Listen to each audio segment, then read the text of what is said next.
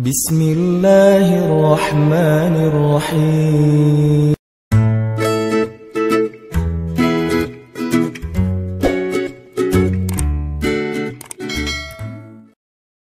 Memang pengen mudahin kalian. Allah tuh gak suka menyusahkan kalian. Kita sendiri aja yang nyari kesusahan.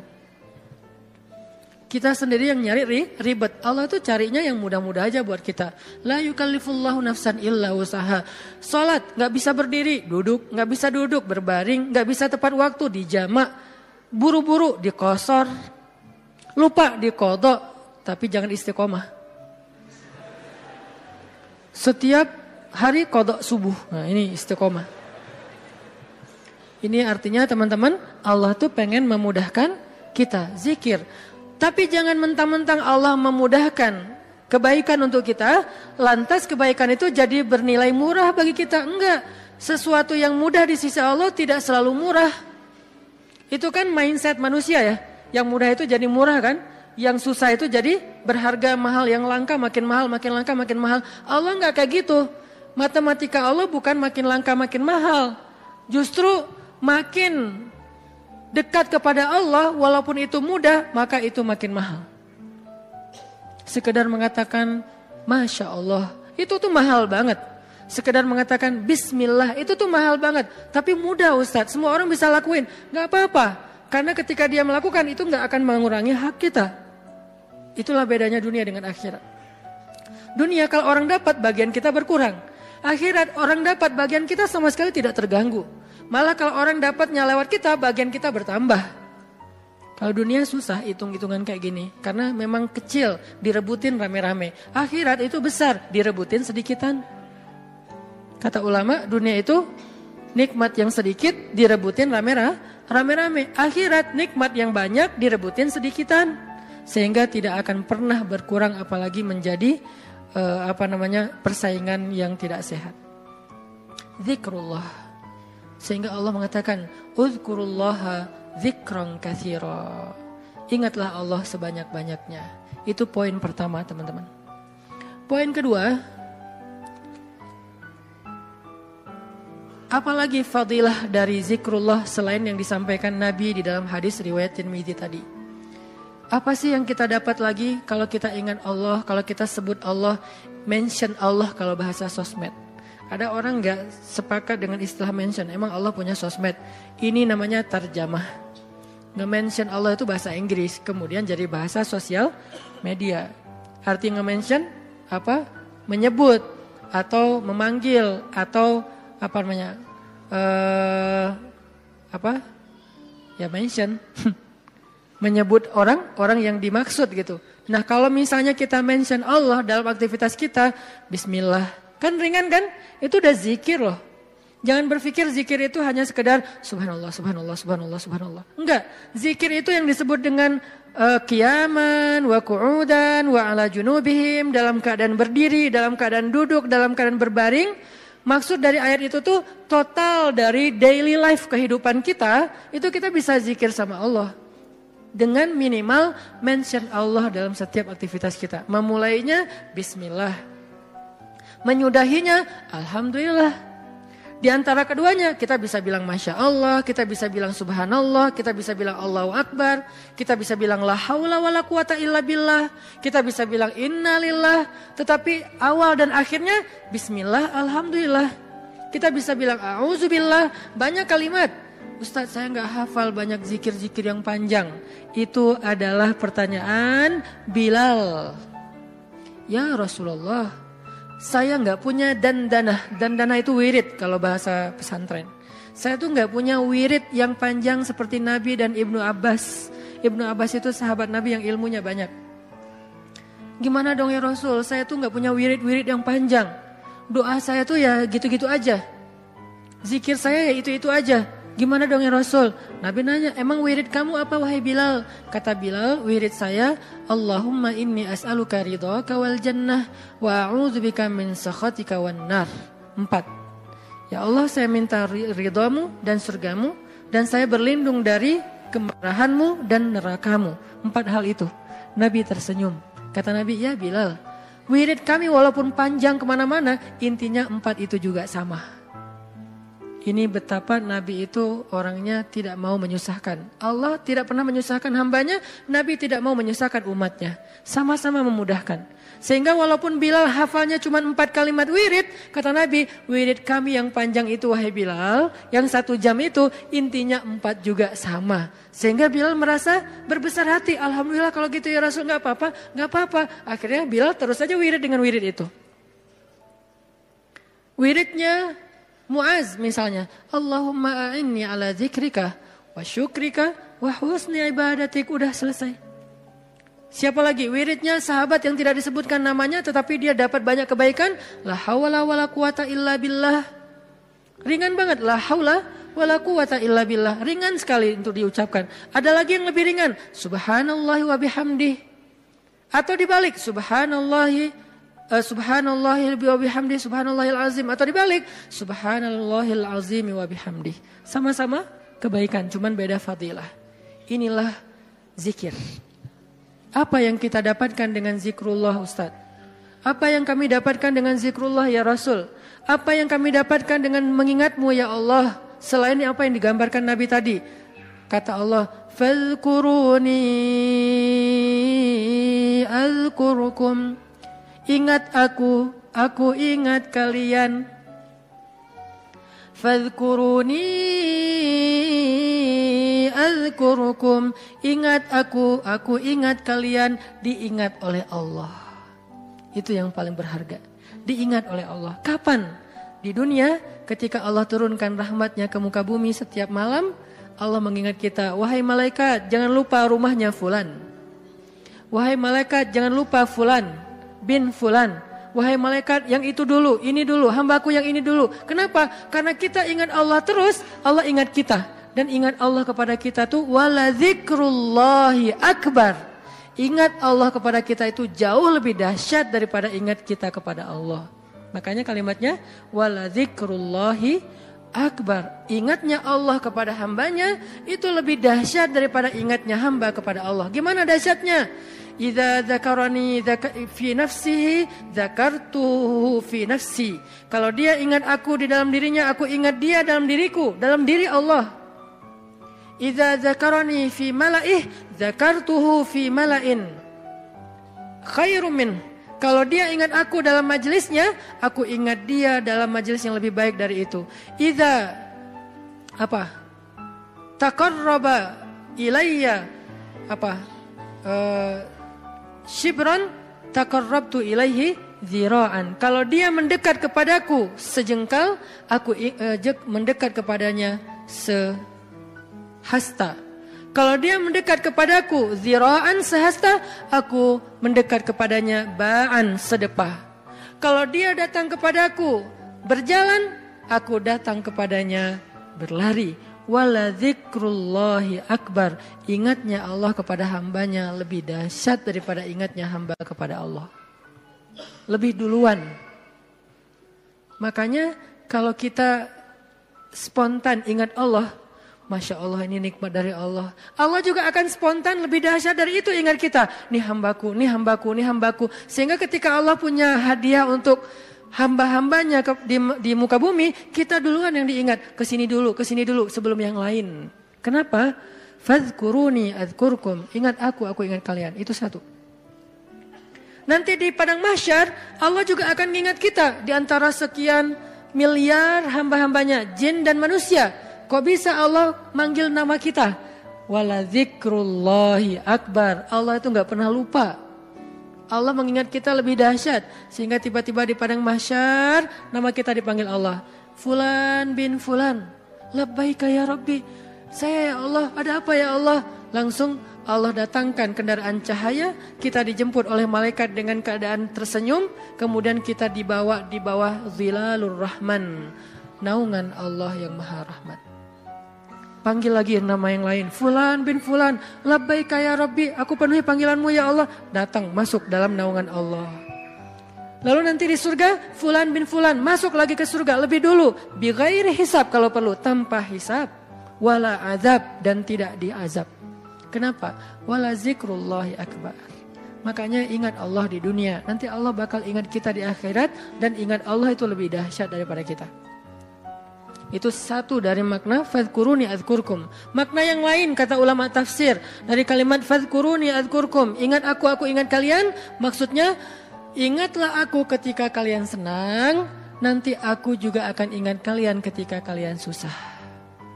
Itu tafsir kan banyak ya, dan semuanya insya Allah ada argumentasi ilmiah dan dalil. Berarti semuanya bisa dipakai. Bisa ingat di sini artinya kita ingat Allah di dunia, Allah ingat nanti kita di akhirat. Kita ingat Allah ketika dapat nikmat, Allah nanti ingat kita ketika menambahkan nikmat.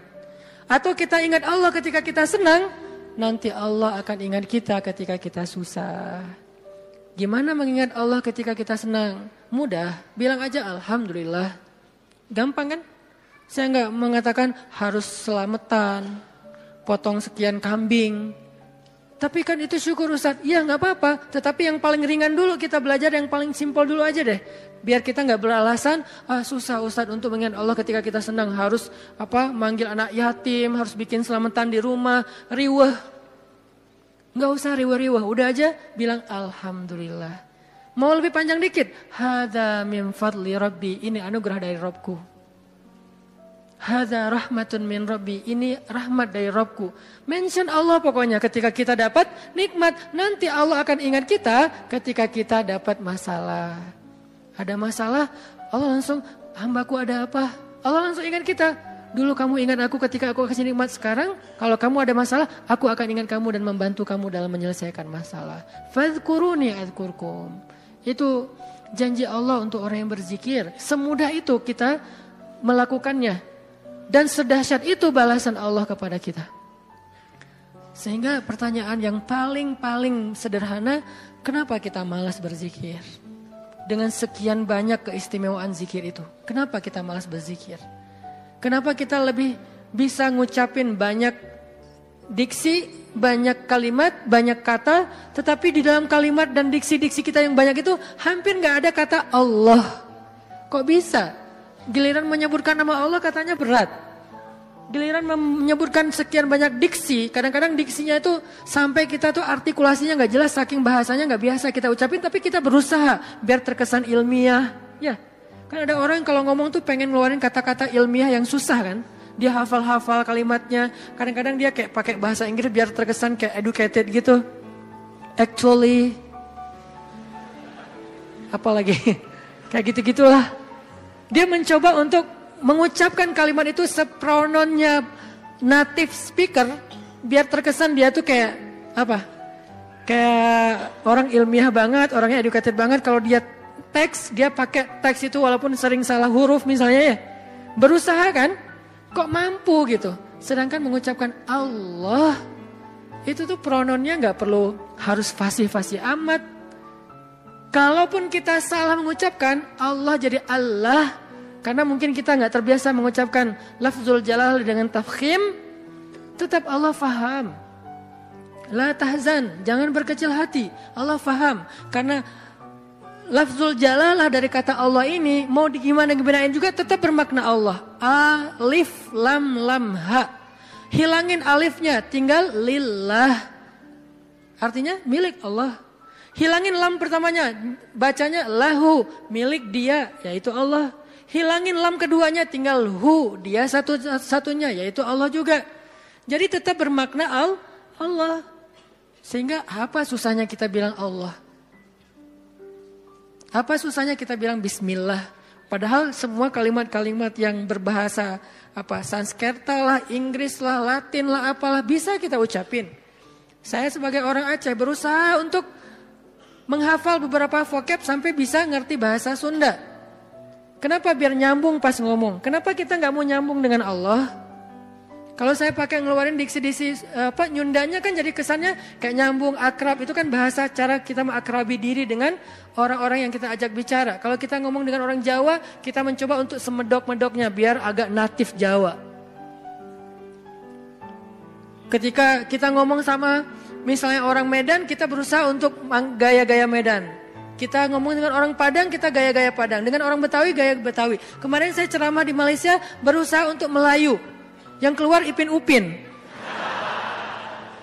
Betul gitu. Pada ketawa mereka, ini Ustadz apa sih gitu. Kenapa? Karena pengen akrab kan dengan mereka. Kenapa sih kita susah banget mau akrab sama Allah, sekedar mengatakan bismillah, insya Allah, masya Allah, alhamdulillah. Ringan banget sehingga kita akrab sama Allah. Sebagaimana kita akrab dengan hamba Allah dan kita merasa kalau akrab dengan seseorang kita akan dapat kebaikan dari orang itu. Minimal penerimaan publik, minimal orangnya mau jadi teman kita, minimal orangnya mau ngobrol sama kita gara-gara kita pakai bahasa yang nyambung dengan dia. Kita terus berusaha untuk akrab dengan makhluk. Apa susahnya kita akrab dengan Khalik? Padahal Allah gak membuat syarat yang rumit agar kita akrab dengan dia. Enggak. Akrab dengan cewek itu susah. Gak modal. Berapa kali traktir belum akrab juga. Hujan-hujanan kayak film India. Ya gak akrab juga. Udah jadi first likers sekian tahun gak akrab juga. Gak di fallback. Itu susah, mau akrab dengan manusia itu susah. Tapi Allah yang jauh lebih berharga daripada apapun memudahkan kita akrab dengan dia. Ketika kita bilang bismillah, Allah langsung ingat kita. Allah gak bilang, lo siapa? Enggak. Kita bilang insya Allah, emang kita kenal? Enggak, Allah gak ngomong kayak gitu. Manusia yang kayak gitu, ketika kita mention dia kadang-kadang kayak, apaan sih gitu. Sok kenal, sok dekat gitu kan. Kalau Allah gak apa-apa, kita sok-sokan. Saya akrab banget sama Allah. Gak apa-apa, Allah senang digituin. Artinya udah dimudahin banget sama Allah. Apalagi sih yang bikin kita gak mau berzikir. Udah banyak banget janji-janji Allah yang hebat tentang zikir. Apalagi yang membuat kita terhalang dari zikrullah. Ini poin kedua. Bahwa ternyata keutamaan-keutamaan zikir itu luar biasa. Termasuk fazkuruni azkurkum. Poin ketiga. Gimana cara kita berzikir dalam kehidupan sehari-hari kita? Apakah harus selalu dengan verbal? Subhanallah, Masya Allah dan seterusnya? Ya, verbal. Apakah harus ada yang lain? Banyak. Zikir itu bisa verbal. Zikir itu bisa fikiran. Ketika kita mengingat Allah, ketika kita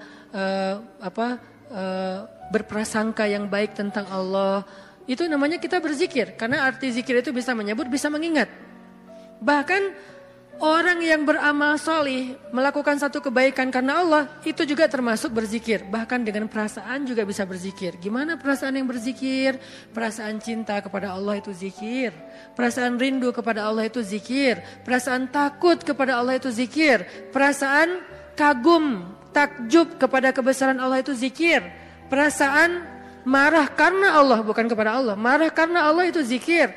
Benci karena Allah itu zikir. Malu itu zikir. Kalau perasaan kita itu diniatkan karena Allah. Cuma niat. Ringan banget. Udah termasuk orang yang berzikir. Cuman nih niat. Cuman ingat. Udah masuk orang yang berzikir. Orang yang wadzakirin Allah katsiran wadzakirat. Orang yang mengingat Allah sebanyak-banyaknya. Ingat. Kapan kita ingat Allah? Banyak dalam setiap adegan kehidupan kita. Dan mengingat Allah itu tematik. Gak harus selalu mengingat Allah dalam arti Allah. Oh ya, saya ingat Allah. Enggak, itu kurang tematik, kaku. Ingat Allah itu tematik. Kalau misalnya kita lagi sabar, ingat Allah, Allah Maha Penolong. Kalau kita lagi dalam masalah kita ingat Allah, Allah Maha Penolong. Kalau kita dapat rezeki, ingat Allah, Allah Maha Baik. Kalau kita lagi sendiri, ingat Allah, Allah Maha Menemani. Kalau kita mentok dengan ujian kita ingat Allah, Allah Maha Memberi jalan keluar. Kalau kita merasa dikhianati, Allah Maha Menghargai. Kalau kita merasa kehilangan, Allah Maha Mengganti. Ingat Allah itu dalam tema-tema kehidupan kita yang banyak. Kalau kita bingung, Allah yang Maha Memberi bimbingan dan petunjuk. Kalau kita kekurangan, Allah yang Maha Memelihara. Ingat Allah, Allah kalau bahasa Allah apa? Lagi, Allah terus. Gimana sih? Allah dulu, Allah lagi, Allah terus. Ya gitu deh pokoknya. Allah dulu, Allah lagi, Allah terus. Semudah itu mengingat Allah. Jadi gak perlu ribet. Kita gak perlu mention Allah pakai underscore terus lupa di depannya ntar ketukar sama yang fake. Gak gitu kan ya?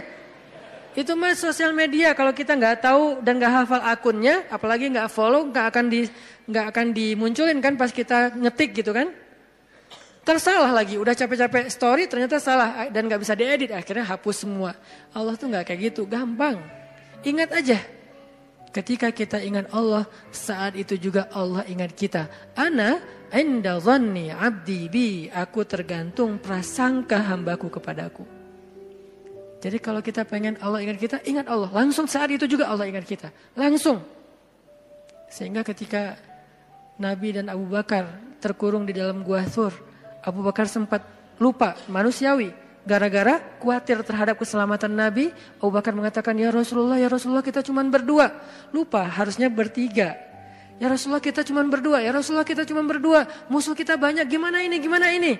Nabi mengatakan, ma dhannuka bitsnain, Allahu thalithuhuma. Kenapa kamu pikir berdua ya Abu Bakar? Bukankah Allah yang ketiga? Baru kalau udah ingat Allah, la tahzan, innallaha ma'ana. Udah gak usah khawatir Abu Bakar, Allah bersama kita. Ketika Nabi berprasangka Allah bersama kita, maka Allah persis seperti persangkanya bahwa Allah bersama mereka. Langsung Allah palingkan wajah musuh-musuhnya dari melihat ke bawah. Gak ngelihat ke bawah, ke semua arah dilihat kecuali ke bawah. Ngelihat ke atas, ada gak di tebing atas? Gak ada. Ngelihat ke depan, di balik bukit ada nggak? Nggak ada. Ngelihat ke kiri, di sebelah sana ada nggak? Nggak ada. Lihat ke kanan, di ujung sana ada nggak? Nggak ada. Di belakang, mungkin mereka udah lari, nggak ada. Semua arah dilihat, tapi ke bawah nggak. Kenapa? Allah yang mengarahkan pandangan mereka. Kenapa Allah arahkan pandangan mereka? Karena Allah terlibat dalam urusan itu. Kenapa Allah terlibat? Karena hambanya berprasangka Allah bersama kita. Ada riwayat mengatakan muncul laba-laba bikin sarang. Ada riwayat mengatakan muncul merpati bikin sarang di situ. Tetapi riwayat yang paling kuat, walaupun kita respect dengan semua pendapat ulama, tapi yang paling kuat di antara semua pendapat itu, memang Allah palingkan wajah mereka untuk tidak melihat ke bawah.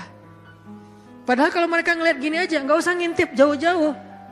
Cuman gini doang, udah kelihatan tuh di bawah. Karena guanya bukan gua, lubang kecil. 2 orang duduk di situ, sempit.